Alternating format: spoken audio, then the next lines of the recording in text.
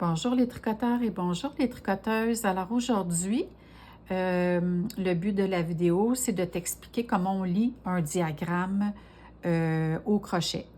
Alors, le premier diagramme que je te présente, c'est un diagramme pour faire des mailles serrées.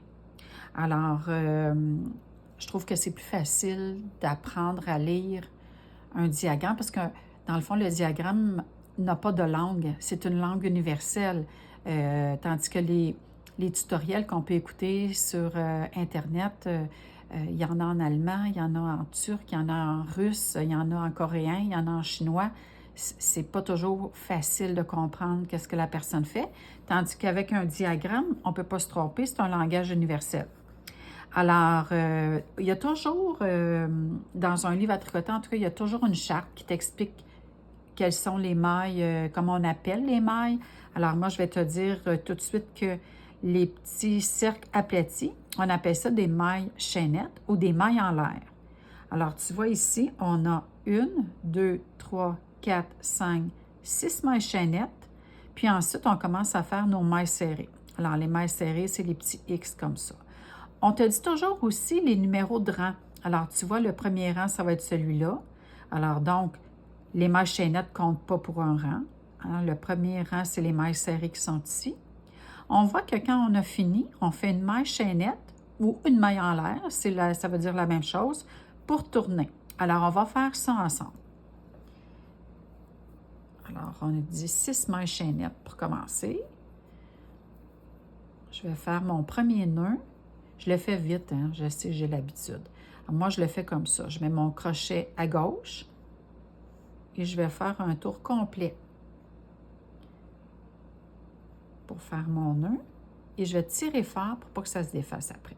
Alors, on a dit 6 mailles en l'air. 1, 2, 3, 4, 5, 6. Et là, on dit ici qu'on doit faire une maille serrée dans la troisième maille à partir du crochet. Alors, si on calcule, ça fait 1, 2, 3. Alors, la troisième maille, elle est ici. La maille qui est sur le crochet, on ne la compte pas, celle-là. Alors, la troisième maille, c'est ici. Je sais que je vais un petit peu vite. J'ai placé, en fait, j'ai inséré mon crochet dans ma maille. Je fais un jeté. Le jeté, là, c'est toujours de gauche à droite. Et je vais ensuite regarder. Tu vois, j'ai 2 loupes sur mon crochet. Je fais un autre jeté et j'écoule les 2 loupes. Ça me fait une maille serrée. Juste à côté, moi, tu vois, c'est comme un V qui est couché sur le côté. Alors, c'est là que tu vas piquer ton crochet. On pique, un jeté, on tire la loupe. J'utilise souvent plusieurs mots pour dire la même chose. C'est, comment dire, pas un défaut, là, mais c'est mon habitude en tant qu'enseignante d'utiliser plusieurs mots pour désigner la même chose, pour m'assurer que tout le monde comprend. Alors là, je fais ma 4e maille serrée. On a dit que ça nous prenait une maille en l'air pour tourner. Je vais faire ma maille en l'air et je tourne comme si c'était un livre de droite à gauche. OK?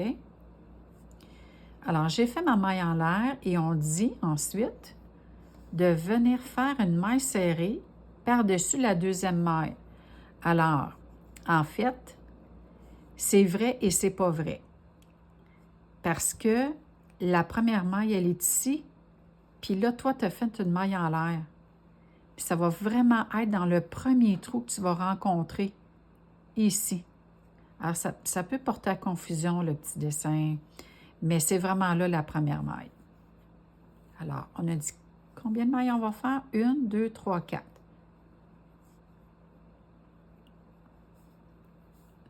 2,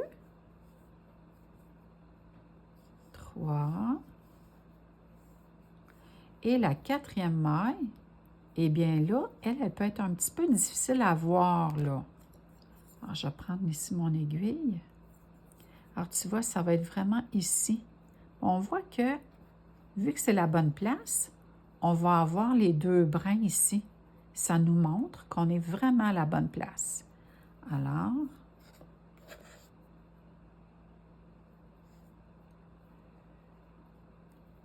c'est vraiment ici qu'on va piquer.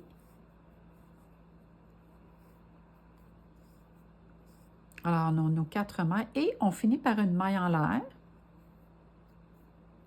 Et on tourne de droite à gauche, hein, comme les pages d'un livre. En fait, ce diagramme-là, ben, en fait, ils sont toujours faits comme ça. Mais la maille en l'air, elle n'est pas vraiment au-dessus. Elle est un petit peu comme à côté, mais je comprends là, que pour faciliter la